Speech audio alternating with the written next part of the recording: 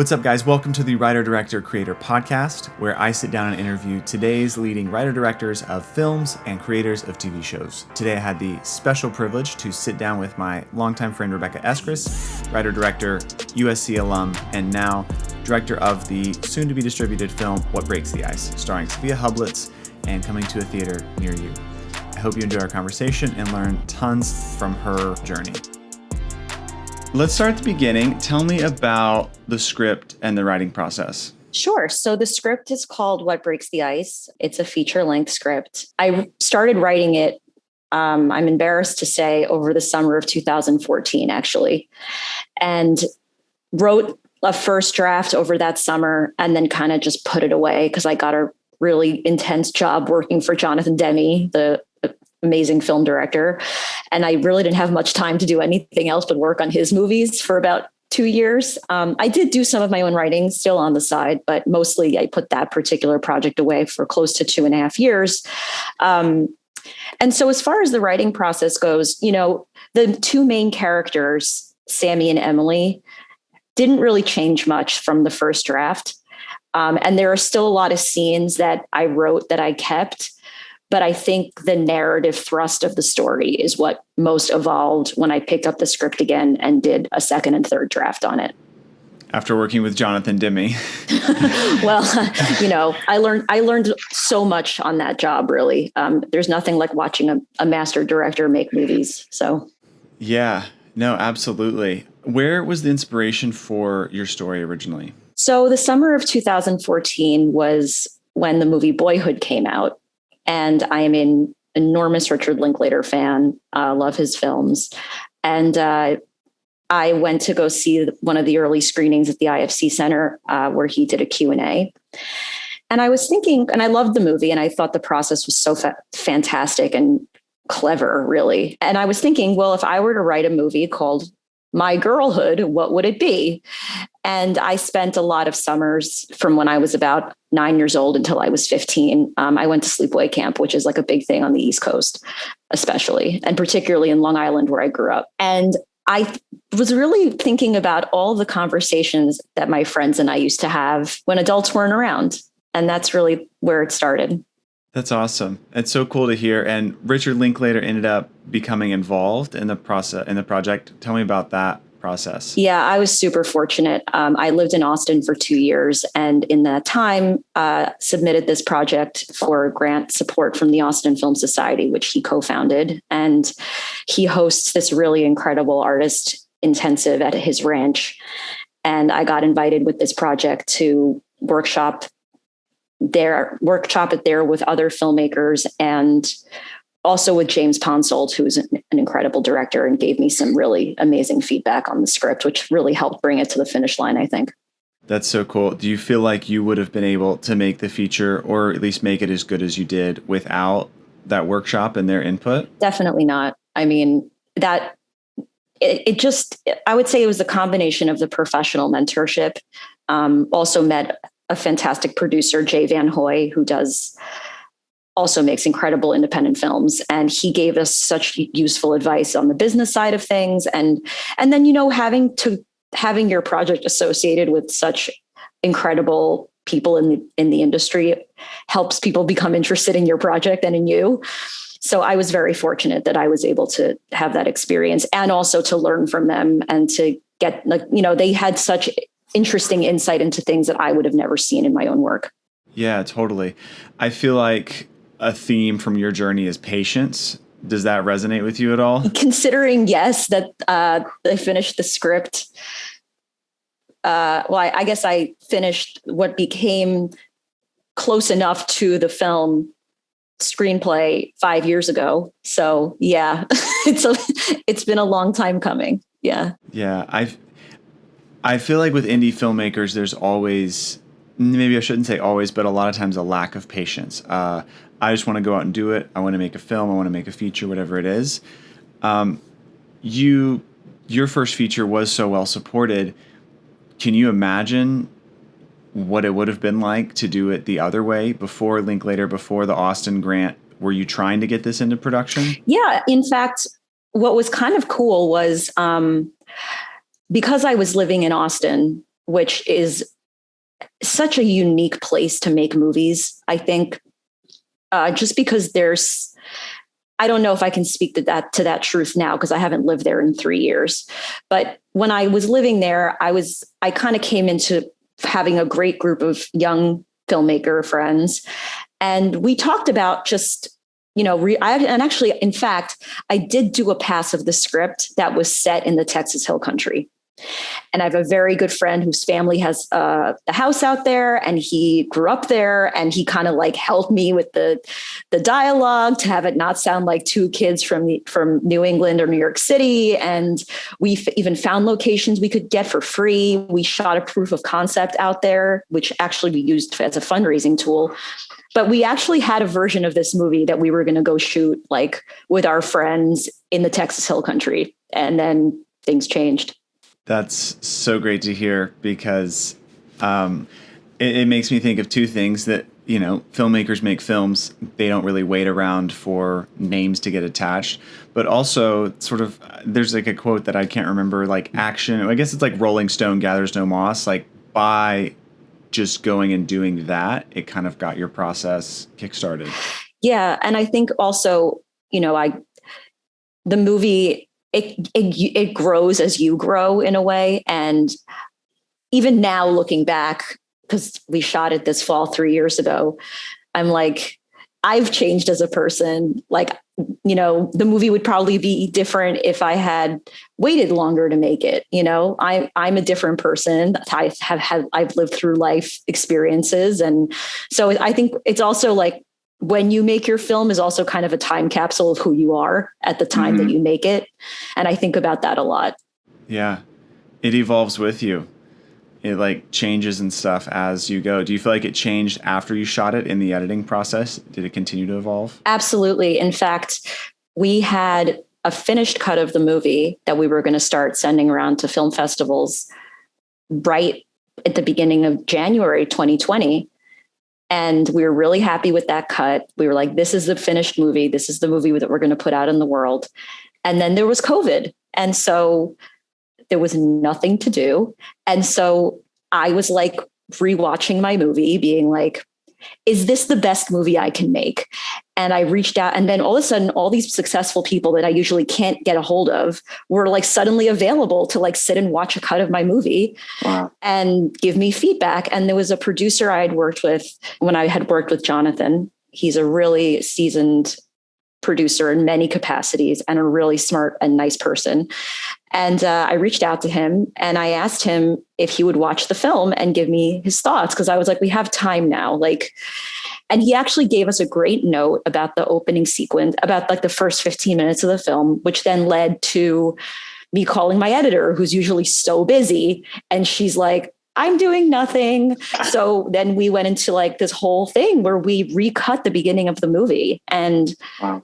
People who have then seen it subsequently are like, wow, this is so much stronger. And I think also you let go of things that you're so attached to, the more distance you have from it. Like we have to see this character first, or we have to have this scene before that scene, or this scene is so critical. And then once you stop feeling so emotional about it, you can be like, yeah, we don't need those 15 minutes. And you forget how annoying it was to get that shot, or how frustrating that, all those things kind of just go out the window because you just want to make the best movie you can.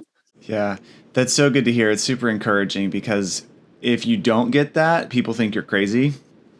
Like outsiders, non-filmmakers, they're like, they don't, and people that did spend so long trying to get that great shot, they're like, no, the shot, we worked so hard on it. But you're like, I'm trying to make the best movie possible. I'm not trying to feature your shot. Yeah. Yeah. That's a little side, that's why sometimes editors will like not let the DP in the cutting room. We all three had a good working relationship for sure. But yeah, it's definitely like this, what are they going to say? Or like, are they going to freak out that we cut this one shot? But actually it turned out to be the opposite, which is that it was still so fresh in her mind that there were takes that she remembered and footage we got because she had diligently created so many stills for her own portfolio. And she was like, what about this shot? We didn't, what about, and so she had ideas that had already for us maybe landed on the cutting room floor for other reasons. So. That's cool. That's super. Hire an open-minded DP and an open-minded editor. That's very collaborative. I love that. Well, speaking of DPs and editors, let's transition to the technical stuff. I have some rapid fire questions, and then I'll get into some more deep dive stuff. Annoying questions that everyone always asks and wants to know. If you can say the budget or the budget range, We're a SAG modified low budget. Okay. That's in the $750,000 range. Cool. What was your camera and lens package? We shot on the Arri Alexa, and we used the Kawa anamorphic lenses. Sweet. How many shooting days did you have? Well, we had 20 shoot days, but it was 21 out of 20 because we got rained out one day and we kind of had to rejigger our schedule. So we went an extra day after going dark one day. So Okay. I want to come back to that. What was your cast and crew size? Okay. I think we have 18 cast members or 18 speaking roles, and it varied depending on the days because there were certain days where we added a second camera. And so on those days, our crew size was bigger. I think our biggest day, we were probably somewhere in the 40s of crew. Okay. And did you shoot in upstate New York? Yeah, all over upstate New York, like at the Hudson Valley area. Okay, that's awesome. So you guys did Slated for some of the fundraising. Can you sort of give me a little bit of an overview of how you guys raised the capital? Sure. So we had, through a very good friend who production designed the film, and is actually my business partner. We were kind of an unusual partnership because she was the first one to read the script, which is usually not how it works. But she and her husband had a company where they were putting gap financing into indie films and had been had a pretty successful track record at it. And so they were looking to come in on a project and be the first money, but they didn't want to just be the first money. They wanted matching investors. So it was kind of like this dangling carrot for me where it was like this phantom money that existed, but I had to match it in other ways. And, we had like the simple, like the startup costs of any small business, which is forming an LLC and hiring an attorney and those things. But those were small potatoes compared to like what the movie cost. So what ended up happening with us is we went to Slated and we said, we have a committed investor who is looking for someone to kind of come in and at least meet him for a good chunk of our production budget and hopefully more. And in the meanwhile, we had another investor that we were talking to who had come in to me through my agent, actually. And so we had like kind of these two pieces of phantom money. And we were like, if we can just match that money with someone else, we can make the film. And then of course we went over budget, which you always do. But Slated came in because we had these two kind of like intended investors and we needed like a third partner to pull the trigger on everything. And so one of our producers, Michael Gray, happens to know one of the co-founders of Slated, and they loved the project and we already had cast attached. So they were able to really bump our project up pretty high and reach into their pool of, let's put it as seasoned investors who are reliable money. And they do a great job of vetting their investors. And we were connected with a really wonderful producer who really wanted to support a film about women and involving a team of women and basically people of color, non-binary, all the above, like just really supporting new voices. And almost all the key creatives on our film are women, and it's about two girls. So that's how we got involved with Slated. That's so cool. Tell me about working with SAG. Was it a lot to get set up and established with them? Was that something you were directly involved with?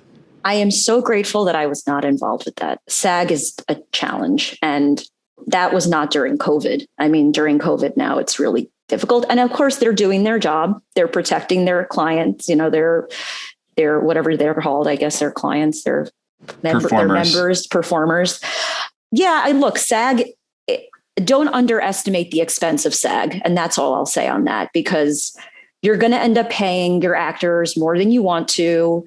And you're going to end up paying expenses and health and pension and all this stuff that you're not expecting to pay, and residuals, which we haven't even gotten to yet, but we will. And yeah, so as long as you play nice with them, they won't screw with you. And I think that's the most important thing to keep in mind. Just be nice, even when they're being annoying. Be nice is good advice for life. Were there some things that were like unexpected challenges, either things that you wrote into the script you knew would be challenging, or things that popped up in production that you did not see coming? So there's a sequence in the film that, and I'm not really giving anything away, but there is a sequence that's sort of about 30 minutes into the film that's really critical. And there's a party scene. It's like a rave. The movie's set in the 90s. So there's like a rave, and then there's a stunt that we had to pull off outside the rave. And then there was like a lot of driving and a truck pulling off the road. And again, not spoiling anything because it's the first shot of the movie, is crashing a truck into a ditch. Literally, it's the first shot. It's like the fourth shot of the movie is a truck in a ditch. So you know it's going to happen. And that was shot over, I think we shot it, let me think, it was shot over 4 days, 4 nights in 4 different locations. So we had the place where the truck leaves the party and driving down a road past a police car. And then we had like the truck on a different road where it eventually goes into the ditch. And then we had a process trailer for all the shots of them inside the truck. And then we went rogue one night and we just drove the truck really fast down a road with the camera on top and a stunt driver in it. Well, he's a stunt driver, but he was also our DP's husband. But none of the actors were involved in that, and it was his camera. So I think I can say that on a podcast and not get in trouble. But yeah, so that was really hard. And I think we underestimated. I don't think Greta will disagree with me because she's the DP. I think she probably would say, no, we knew how hard that was going to be. But I think just like getting that truck in and out of the ditch was pretty rough. And it was an old truck because it's from the 90s. And, there were just a lot of moving pieces. It was hard. So. Yeah. And talk to me about safety approaching that, because I think that's something that's glossed over or just not talked about. It's boring. No one wants to talk about safety, but it's super important, especially when you're driving a truck into the ditch. We had a lot of conversations about safety, down to, and this is actually something you may not think about on an indie movie, but you have young actors on your film who are living alone. You don't have security. You're in the middle of the Hudson Valley. And at the time, specifically, our lead actress was she still is a very recognizable person. And, and that's something that I was thinking about because I came from the whole world of big talent where and also having worked in LA for so many years in development, you have to protect your talent. But there are also teenagers who just want to have fun. And so, there were conversations about, well, where are the cast going to live? And, who's checking in on them every night? Me. Who's texting them to make sure they're in bed? Me and my producer who I lived with 2 doors down from the girls. So, and not to say, cause they're wonderful people and they knocked it out of the park and they're so talented and they were so wonderful on set. But I was always worried about them.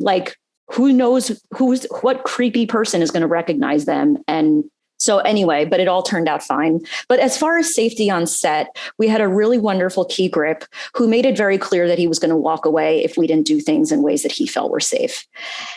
And I would say specifically with driving is, and people underestimate how dangerous driving shots are, especially when you're asking actors to drive a vehicle, even if they have a driver's license, even if all the things, you're still creating a risky situation. And I would say that those were the times that made me the most nervous, was when we were doing things that, we had a stunt coordinator on set always, and we ensured all our gear was really well secured.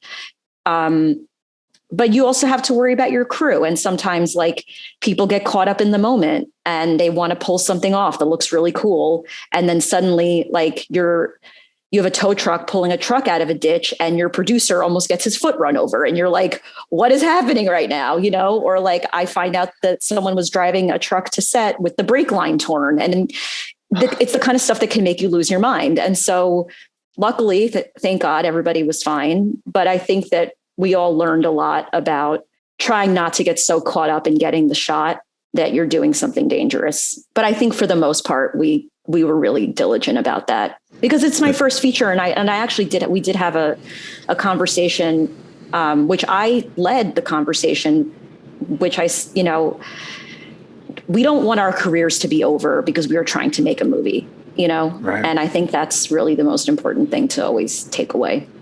Yeah, totally. Or worse, someone's life, you know, it's completely not worth it, you know? Right. It isn't. I mean, it's not worth it if anyone even gets hurt. Making movies stops being fun at that point. So looking back, if you could change one thing about the script or the movie or any part of it, is there anything you could change? Or are you like, no, it's exactly how I wanted it? No, it's never exactly how you want it. The main thing was we didn't have enough time. And I don't mean time while we were shooting. I mean, we had like no prep time.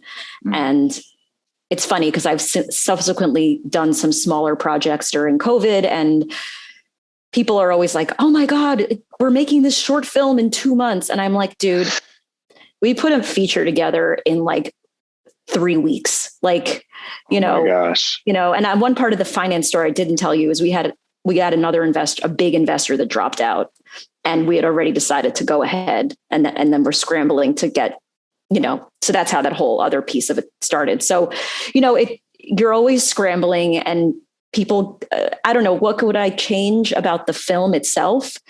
Look, there are scenes that landed on the cutting room floor that I didn't want to land there, but they just didn't work.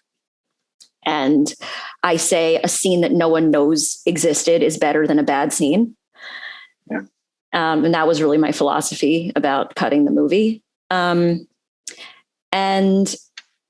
yeah, I don't really have a lot of regrets about the way the film turned out. I always actually say this film exceeded my wildest expectations of what it could be. And I'm extraordinarily proud of it. And I don't know if all filmmakers feel that way about their first feature, but like, I look at this movie and I remember like when I very first started it, which is now so many years ago. And I was like unemployed and I had just gotten off like the worst job of my life where I'd been fired by a celebrity. And I was so miserable. And I was like in a coffee shop living with in my boyfriend's parents' house because I had like no money and writing this. And like, I would get myself out of bed every morning and like go to a coffee shop and work on this script. And with like the dream that maybe one day it would be a movie. And now I'm like, it's now 7 years later. And I just got off a phone call about like our premiere and the movie being in theaters and all these really exciting things that I could have never imagined. So I feel very humbled by the experience actually, and don't really have a lot of regrets. I think I did my best. That's awesome. I'm excited for the premiere as well. Talk to me about the distribution and any of the festivals and how you feel like that stuff went. So festivals were funny for us because of COVID. And we had an unusual situation, which I actually think worked to our favor, although not all filmmakers want to have a sales agent or work with a sales agent. You don't need to, but kind of a deal that we had, which was kind of the last piece of our financing, was we did like an in-kind equity swap with a big post-production house here in New York and in London called Goldcrest Films that also has a sales arm for their independent projects called Saboteur Media. Although I think now they're all just one company together. And they were kind of like the last piece because basically they do an equity swap with you for like in-kind production expenses and then you pay them for post.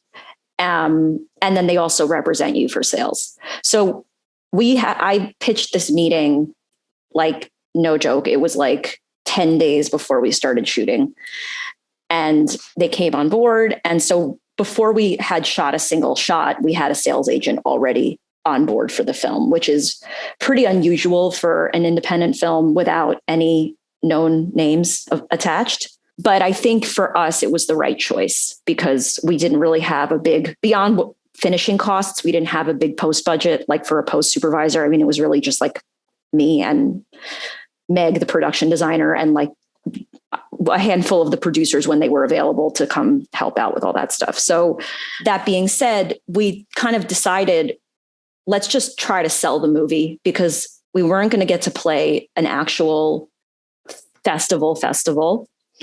And we had we felt enough star power in the cast to attract the attention of a distributor.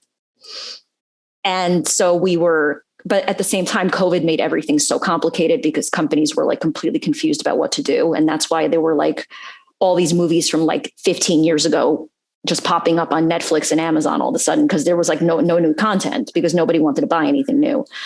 So we were kind of in this holding pattern. We were meeting with a couple of sales agents. They were interested, but sales companies. They were interested, wouldn't pull the trigger. And then we kind of had this idea to submit to the Woodstock Film Festival because we had shot up there and they were going to be doing a drive-in. And so we kind of scrambled and contacted the festival director pretty late in the game. And she watched the film and came back and said, actually, I want to show this movie. So we ended up just doing that as our premiere, which was wonderful. Woodstock is an amazing festival in general, but that year they just did it as a drive-in and it was so fun and everyone could be there and be outside together, which was great.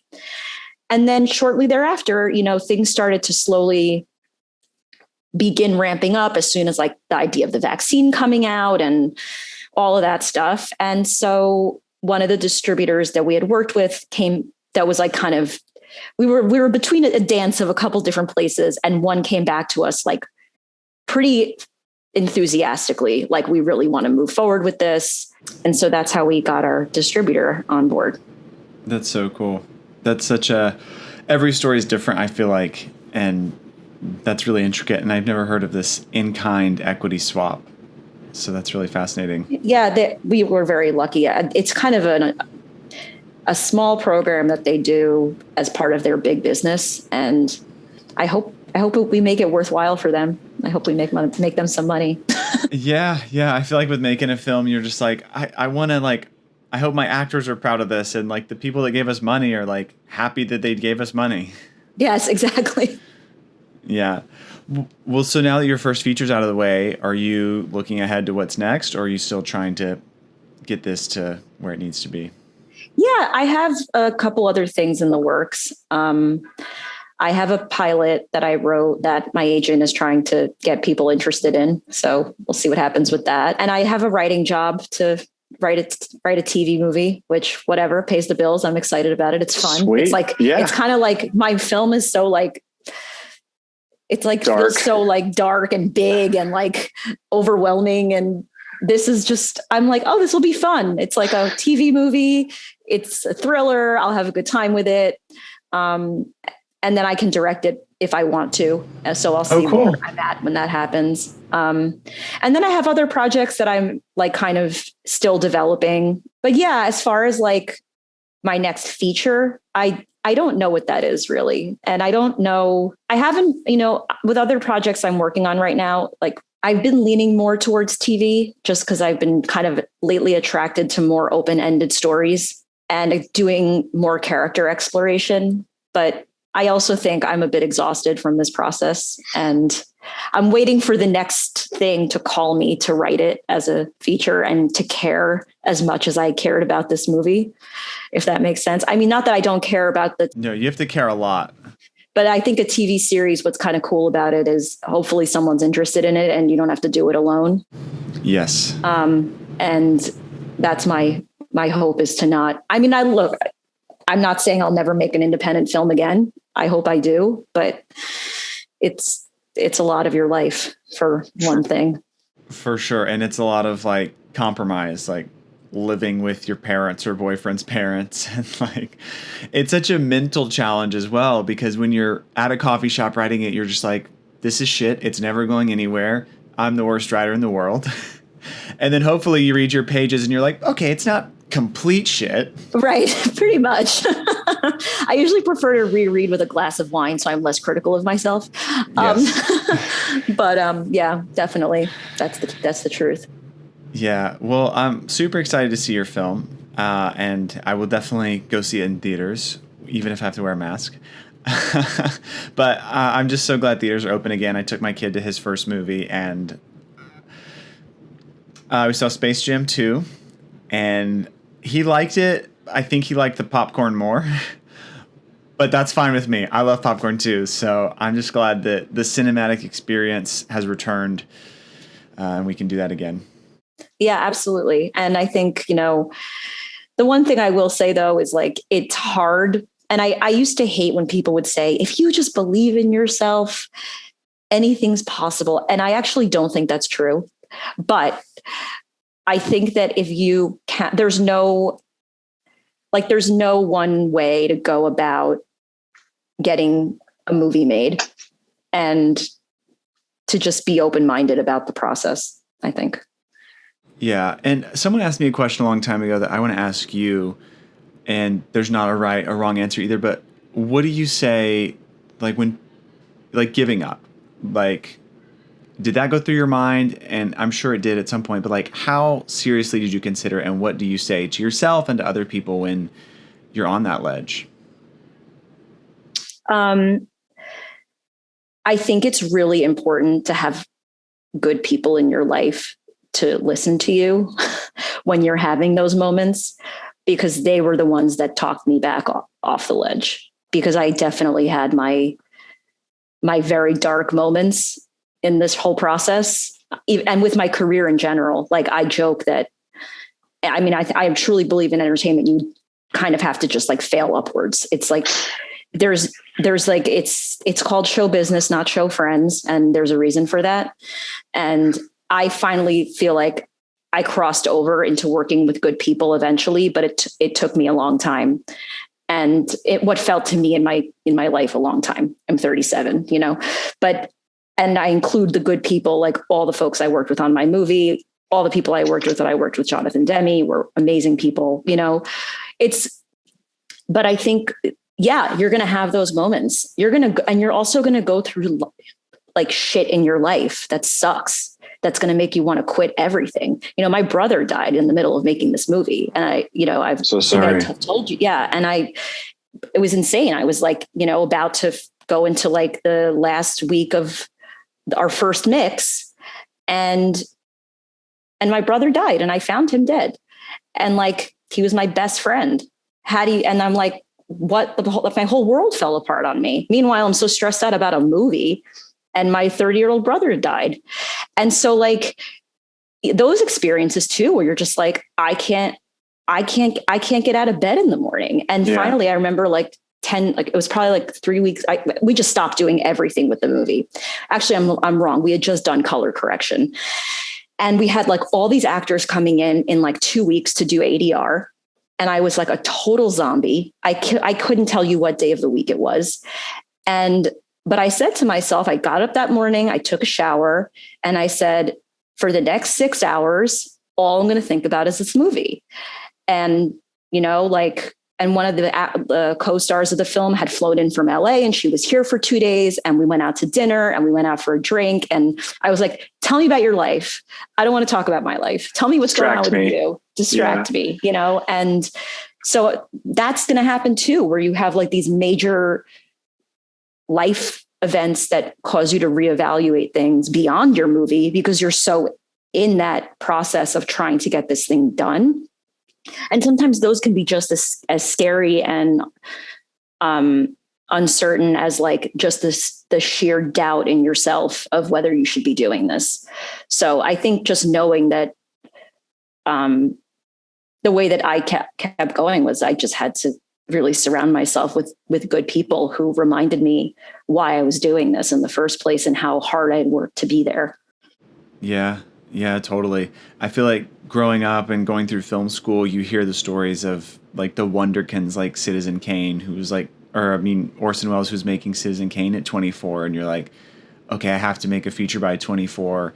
And then all these other people that have made their features young too and were so successful. And I don't know about you, but I got caught up in that trap of like, oh, I have to do something. I have to do big. It has to be successful. And then you also don't ever really hear the stories from those people about life happening in between. And you do if you go read their biography, or the Peter Bogdanovich podcast is incredible. Highly recommend. But yeah, life does happen. And when life starts to happen, as it does the older you get, the more you realize like how kind of trivial movies are and how kind of insignificant your voice and like what you want to say when you like have a kid and you're like, oh wow, this kid is like way more important than my movie. I think it gives you perspective and it helps you hold it more lightly.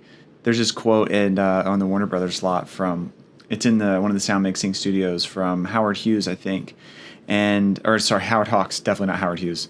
And it says like, it's like a bad day of even if you have a bad day of work, you're still just making a movie. And it's this reminder that like you're creating entertainment for people and hopefully it's fun and good. Yeah. And to that point, speaking of film school, I remember I went to like a pitch seminar with agents and managers right when I was about to graduate. And someone asked them like, what's the best advice that you could give us to like get representation and to get our stuff made or whatever it is. And he said, get out of LA and away from movie people whenever you can. What he meant was live your life and make sure that the only thing that movies are not the only thing that you learn life from, that you have life experience to write about, and that you surround yourself with real people in the real world and see things. And that's what people go to the movies to watch. They don't go to watch, filmmakers navel gaze about living in Los Angeles. And some filmmakers have been very successful at that genre of filmmaking, but most of them haven't. So, No, that being said, the Player is one of my favorite movies, that being said, but I think that's the truth though, is like, you kind of have to live life in order to have something to say about it. Wow, what an amazing conversation. Thank you so much, Rebecca, for taking the time to talk to me, sharing your knowledge and secrets with us. I learned a ton from that, and I hope you guys did too. Stay tuned for more episodes from other incredible writers, directors, and creators.